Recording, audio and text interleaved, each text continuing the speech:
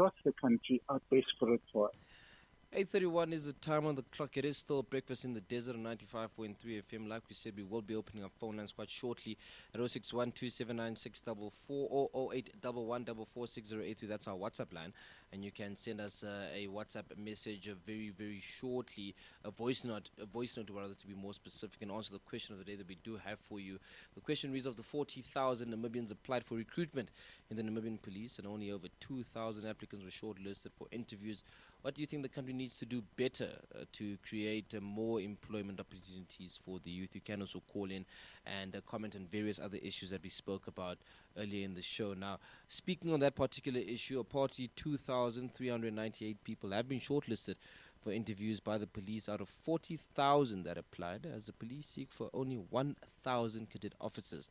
Now, labor research expert Hebert Jauch in Rosanami says did speak to Calvin Chiringa on this situation, and this is what they had to say. 40,000 people that applied for placement in the police. Of that number, 2,398 have been shortlisted for interviews.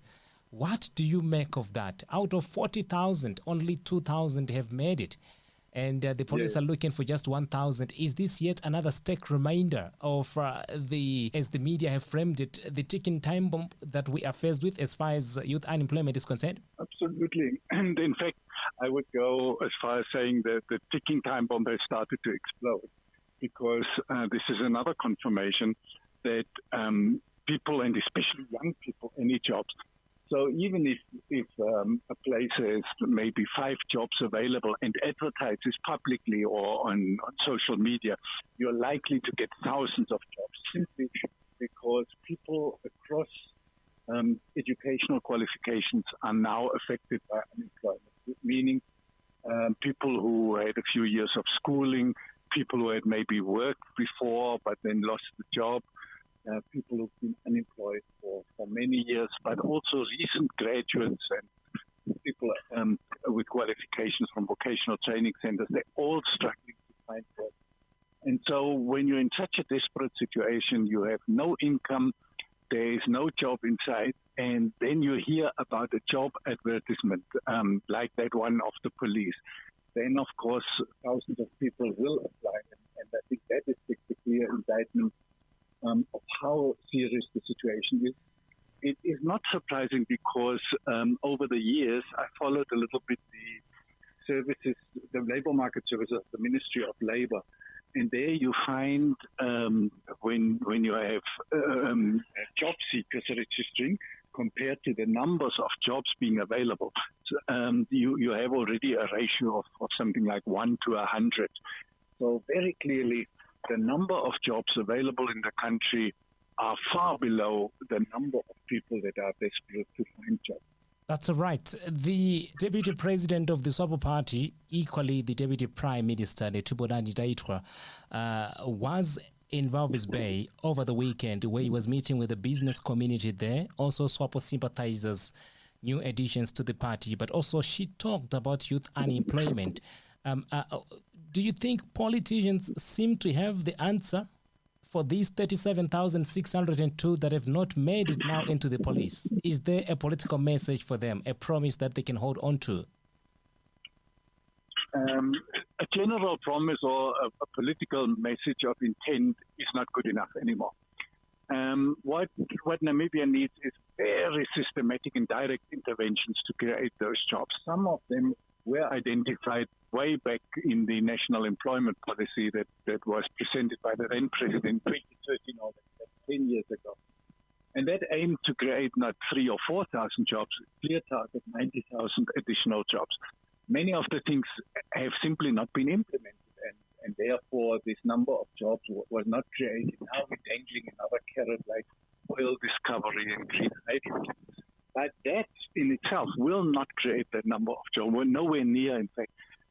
What you'd need is identify very clear areas where you can create those jobs fairly quickly, and then move with a very systematic approach of implementation so that it truly starts to happen. In other words, we need developmental state interventions now. And it's just appealing to the private sector, as we've seen politicians do for decades, is not good enough. begging for foreign investment like we've also done for decades now, likewise, will not solve the problem. So what we need is now an intervention that will change the structure of the economy. That should, of course, have happened years ago already. It didn't, but we need to do it now. And one thing that has to happen is to move away from the dependencies to some extractive mining and fishing towards clear-scale manufacturing and the creation of value chains around that. In other words, and that even the New Era newspaper on Friday said it very clearly in its editorial, there shouldn't be mining without beneficiation. And that in itself would create a large number of additional jobs. But we go ahead and do it. We see it with the lithium mining now, Uis and so on, that we haven't learned that lesson. And we continue doing things like considering uranium mining in Omaheke and Hadab region, when far more jobs could be created through beneficiation in the agricultural sector, through irrigation around the Neckartal Dam, through further processing of agricultural goods and greater self-sufficiency. And there are ways of intervening, and also we must not forget, with a housing backlog of 300,000, you could have a whole industry developing around the provision of decent housing for all, including the materials into the building. Now, such interventions, and we've seen it happening in several countries, can then create truly tens of thousands of additional jobs. And then we would not be talking about 1,000 jobs in the police or 500 in the prison service there. These are drops on the stone. They make no significant difference in the greater unemployment crisis that Namibia is facing. And so it's time to take bold action. General statements won't do it. You must now really move towards very concrete programs to offer some hope to Namibians. And I think Namibia deserves better. That's right. That is Hebert Jauch, labor research expert, analyst, and activist there. Mr. Jauch, thank you so much for your take. We do appreciate. Thank you very much for the call. That's right. All right, that's the conversation right here on radio. We are talking about a report that's coming in there to say 2,398 of the 40,000 people that applied for police recruitment have made it only for interviews. And of course, you know that of that 2,398, the police are looking for just 1,000 cadet officers. This is the conversation right here on radio. Informative, accurate, entertaining, current.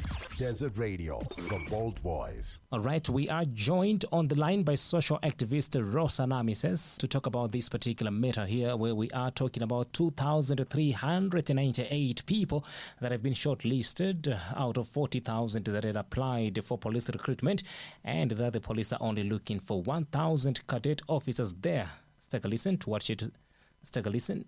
Right. Do you remember what was the number that they were saying they will recruit? So they were talking about just 1,000 cadet officers, yeah, right? Yeah, they were talking about the 1,000 cadets. And right. Yeah, one can maybe start that. Already, if you have in a country a high unemployment rate, you cannot say that you only recruit 1,000 cadets.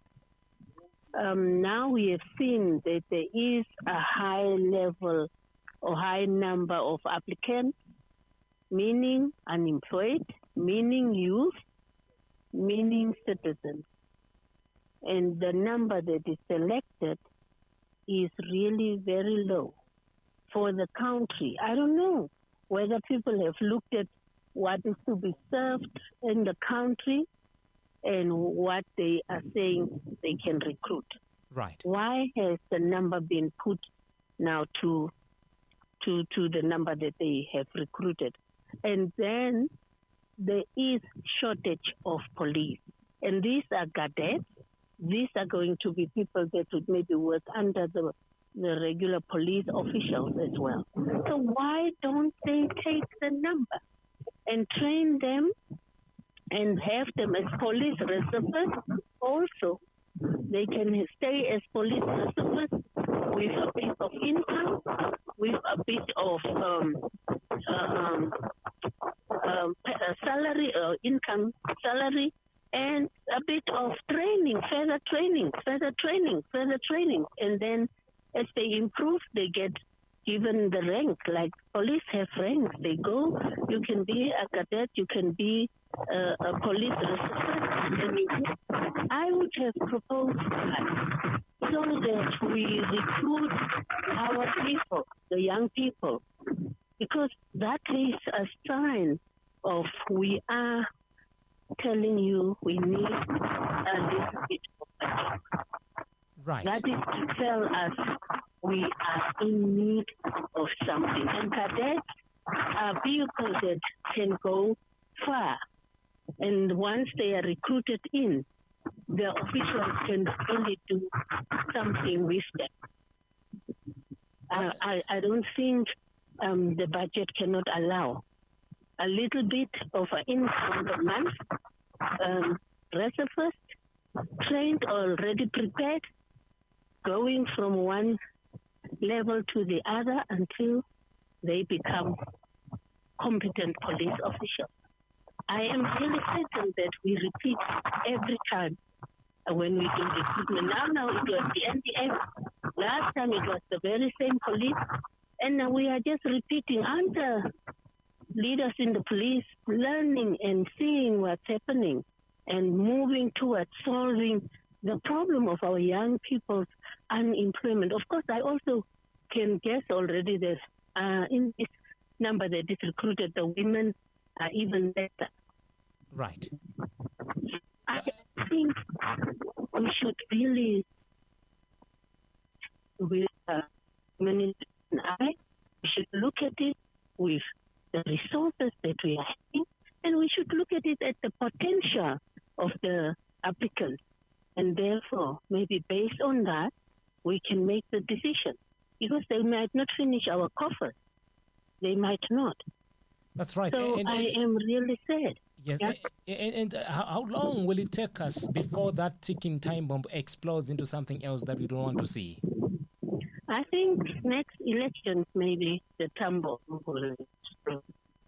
The disappointment is now again here. I think the young people might not play with their lives when they're supposed to be expected to vote. They might not listen to the promises. And of course, every day we have small time bombs, flashlights here and there, break-ins, robbery. We have those small time bombs. But a collective time bomb can start 2024, and then it can move. That's right. Rosa Nami says, thank you so much for the time that you gave us there. Yes, thank you. That's right. Bye-bye. All right. That is a social activist. Rosa Nami says we should apologize, of course, for the bad quality of our audio there. It seems she was in a place where there was a lot of feedback in terms of the wind that was blowing through. But of course, this is the conversation right here on the station. 2,398 of the more than 40,000 people that had applied for police recruitment have been shortlisted for interviews, and the police only want 1,000 cadet officers. And this is what is coming through there. Our conversation with labor research expert and activist Hebert Jauch, as well as social and political activist Rosa Nami says, indicating there, both of them, that this is the time bomb that continues to tick and tick and tick. And according to Rosa Nami says, it might explode right about the time that we'll be getting into this next presidential and National Assembly election next year. The conversation right here on the station. You can also give us a call so that we can hear from you what you make of what we're talking about right here on Desert Radio. Listen to the voice of reason. This is Umzwake Mbulu. You're listening to Desert Radio 95.3 all the time. Wisdom embedded. You have no choice. Enana Expo is back on its wheels. Enana Town Council calls its investors, government agencies, private organizations, and all its supporters to a special dinner for launching the 13th edition of Enana Expo.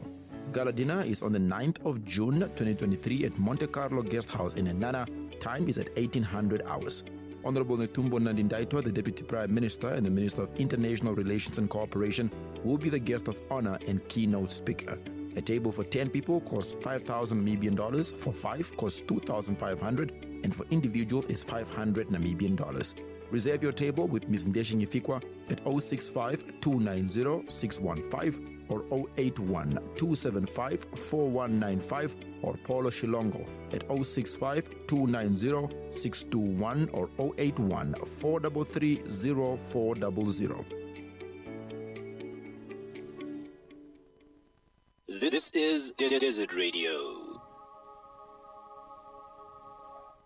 All right, the time is 8:46 a.m. and of course you are listening to Breakfast in the Desert right here until 9 o'clock. We are together all the way from 6 o'clock, and of course our conversation there with Rosa Namises and Hebert Jauch in connection with what's coming from the police, 2,398 that have been shortlisted for interviews out of 40,000 people that have applied. The Namibian newspaper this particular morning is the number 43,000.